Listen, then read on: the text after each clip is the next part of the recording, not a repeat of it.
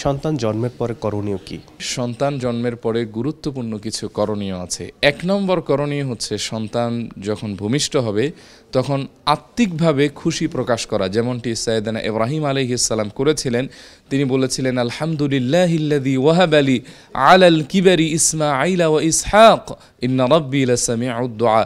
সেই রবের শুকরিয়া আদায় করতেছি যিনি মহান আল্লাহ তাআলা, যিনি বৃদ্ধ বয়সে আমাকে ইসমাইল এবং ইসহাককে দিয়ে পরিপূর্ণ করেছেন। নিশ্চয়ই আমার রব তিনি দোয়া শ্রবণকারী। ২ নম্বর গুরুত্বপূর্ণ কাজ হচ্ছে সন্তানের ডান কানে আজান দেয়া এবং বাম কানে ইকামত দেয়া। হযরতে উবাইদুল্লাহ বিন আবি রাফে থেকে বর্ণিত, তিনি বলেন তার বাবার সূত্রে, রাআইতু রাসূলুল্লাহ সাল্লাল্লাহু আলাইহি ওয়া আলিহি ওয়াসাল্লাম আযানা ফি উযুনিল হাসান ইবনে আলী হিনা ওয়ালাদাতহু ফাতিমাতু বিসসালাহ। তিনি বলেন, আমি দেখেছি যখন আল্লাহর হাবিব সাল্লাল্লাহু আলাইহি ওয়া আলিহি ওয়াসাল্লামের কন্যা ফাতিমাতুজ জোহরা তিনি হুসাইন রাদিয়াল্লাহু তাআলা আনহুকে প্রসব করলেন, তখন আল্লাহর হাবিব নিজে নামাজের মতো করে ডান কানে আজান দিলেন। অন্য বর্ণনায় আছে বাম কানে তোমরা ইকামত দাও আর ডান কানে আজান দাও। ৩ নম্বর যে বিষয় সেটি হচ্ছে তাহনিক করা।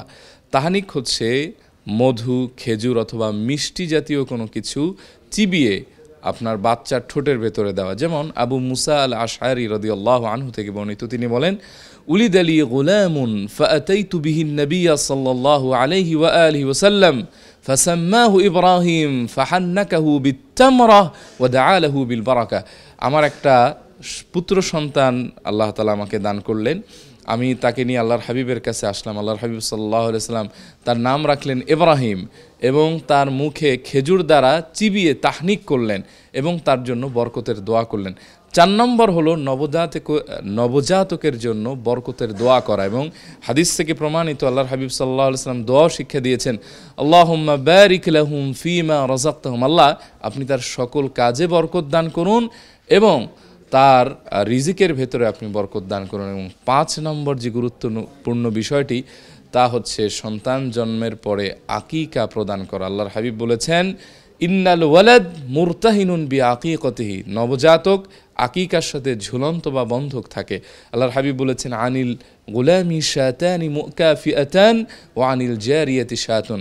তোমরা একজন ছেলে সন্তানের জন্য সমমানের 2টি ছাগল এবং একটি মেয়ের জন্য 1টি ছাগল তোমরা আকিকা করো। এবং পরবর্তী যে গুরুত্বপূর্ণ করণীয় তা হচ্ছে সুন্দর নাম রাখা। এই সুন্দর নামের প্রভাব কিন্তু গোটা জীবন জুড়ে পড়ে। আল্লাহর হাবিব বলেছেন, উলিদা লিয়াল গুলামু ফি হাযিহিল লাইলা। এই রাতে আমার একটা সন্তান হয়েছে, ফাসাম্মাইতুহু বিইসমি ইব্রাহিম। আমি তার নাম রেখেছি আমার দাদা বা পিতা ইব্রাহিম আলাইহিস সালামের নামে। অন্য হাদিসে আসছে, তোমরা সুন্দর নাম রাখো, কারণ নামের প্রভাব সন্তানের জীবনে পড়ে। তাই আসুন এই করণীয়গুলি যদি আমরা খেয়াল করি তাহলে আশা করি আমাদের নবজাতক একজন নেককার ও আদর্শ সন্তান হিসেবে গড়ে উঠবে ইনশাআল্লাহ।